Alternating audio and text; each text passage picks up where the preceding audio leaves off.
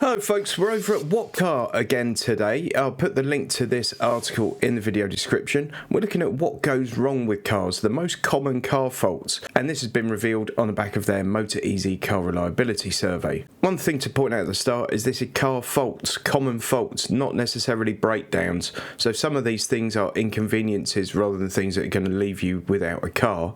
That's not to say that a dealership's going to be able to fix them in 10 minutes. You know, the car might end up being in there for a week and you've got a courtesy car or something else, and there will be a level of inconvenience involved.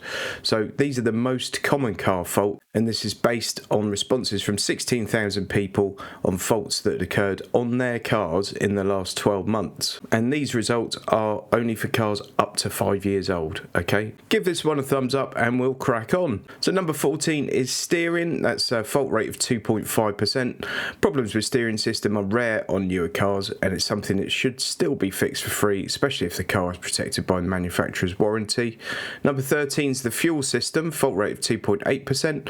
A range of issues can hamper operation of the fuel system, from failing fuel pumps, fuel lines, to difficulties with the fuel filler cap or fuel tank that made it difficult to refuel the car. 88% fuel system repairs were carried out for free, 8% of car owners had to pay, and 4% of these motorists were landed bills between $750 and $1,500. Suspension with a fault rate of 4.7%. So this is things like the car being bumpier than usual, very sort of jarring over large potholes or speed bumps, and thudding sounds, things like that. Fault rate 4.7%. Aircon, fault rate of 5.7%. Do remember with aircon, it needs to be used the whole time, otherwise basically the gases start to escape. If you're someone that has aircon and doesn't use it all the time, doesn't have it always switched on, it will develop faults, there's no doubt about it. Gearbox and clutch, fault rate 6.7%. It's reassuring to know that only a small proportion of newer cars have problems with their gearboxes and clutches. However, the cost of fixing faults isn't covered as comprehensively as other car issues. Only 77% of repairs were carried out under warranty, and 10% of drivers paid out more than £1,000 per fault.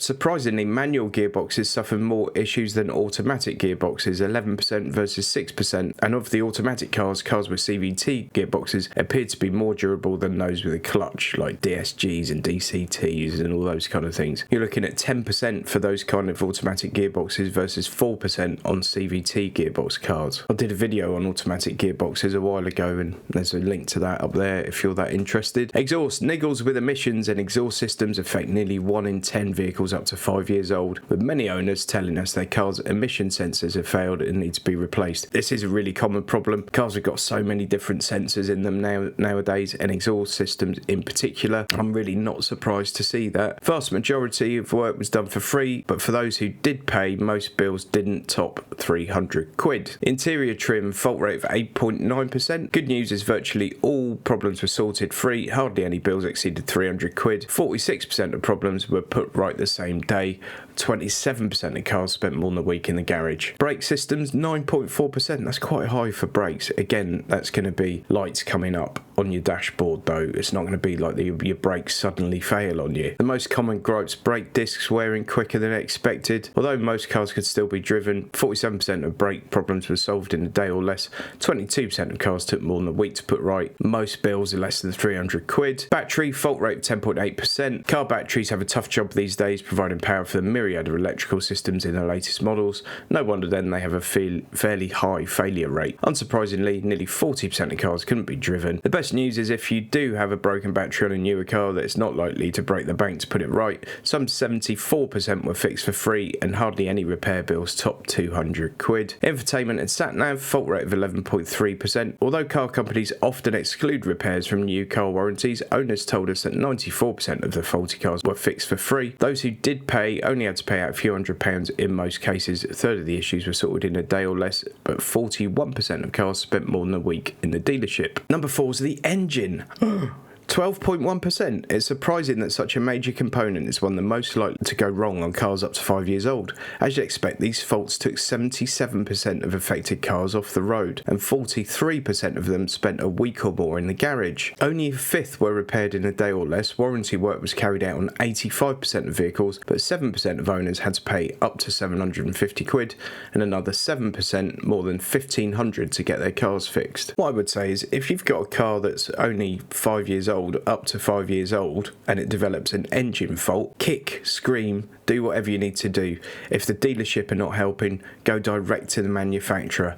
Keep pushing, because regardless of what the warranty says, a car's engine should last 5 years. Engine electrics fault rate 13.4%. The electrical systems that support our car's engines are slightly more susceptible to problems than the engines. Those faults with engine electrics still render the majority of cars unable to be driven. 91% of issues were addressed at no cost to owners, but an unlucky 5% paid out more than £1,000 to get their car back on the road. Bodywork 19%. You may not be bothered if a piece of trim falls off a £1,000 second-hand car, but if the exterior of your pride and joy starts to develop nasty blemishes or broken bits of plastic, you're highly likely to be upset. Most new car warranties cover bodywork defects for the first 3 years, but there are caveats to cover, so you could be left out of pocket. Again, don't settle for things like this, and people will often put up with things. It might be you've got an odd panel gap on the car somewhere. It might be that there's a piece of trim that's not fitting quite properly. Those sort of things might lose you a bit of value on the car when it comes to part exchanging it or selling it. Bits of trim that are missing certainly will, so don't settle for it. Do push and try and get these things repaired. And number one, 27% of faults, non-engine electrics. So over a quarter of all faults are non-engine electrics. And when you think about how complex a modern car is, there's just a ton of them, aren't there? So there's so many opportunities for this to go wrong. This fault category covers a huge range of systems, from dashboard warning lights to switches for windows and doors. And these are by far the most common complaints, demonstrating just how vital it is to check out all electrical systems on the car before you commit to buying it. Although electrical gremlins only rendered 16% of cars undrivable, they weren't easy to fix. A third took up to a week's repair, and a quarter of cars sat in garage for more than a week. At least most owners weren't stung too sharply with repair bills, with 91% of cars put right under warranty and repair bills of £200 or less for most of those who had to pay. There we go, folks. I thought you might find that interesting. Some of you, perhaps not. Let's wait and see. Please give this one a thumbs up. Please subscribe if you haven't already done so, and if you have subscribed, please click that notification bell icon, and please follow me on some other form of social media where my following numbers are still a bit of an embarrassment. I'm popping the links up to those on the screen for you now. I'd really appreciate it if you took 2 minutes and followed me somewhere else. Thanks ever so much for watching. I'll see you next time. Go and check out Surfshark and use my link, which is in the video description and pinned as the top comment.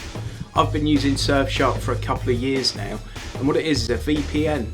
That means you can trick your internet, your phone, your computer, your TV, any device to think you're in another country. Why is that useful? Firstly, it helps you protect your online identity. Secondly, it stops eavesdropping from hackers, governments, corporations. Thirdly, you can fool your device to think you're in another country, which means you might be able to access things like the US version of Netflix, which has got tons of different content, to the UK version. Massively useful. And it also comes with ad blockers, so you don't get pesky ads popping up on your internet browsing. Now use my link and you'll get an amazing 82% discount from Surfshark. You get 2 months up front as a free trial, and you get 82% off. If you sign up for 2 years, you can get it for £1.69 a month, which is incredible. And the best thing is, using that link helps support the channel. So enjoy that US Netflix, enjoy protected browsing in future, and thanks for supporting the channel.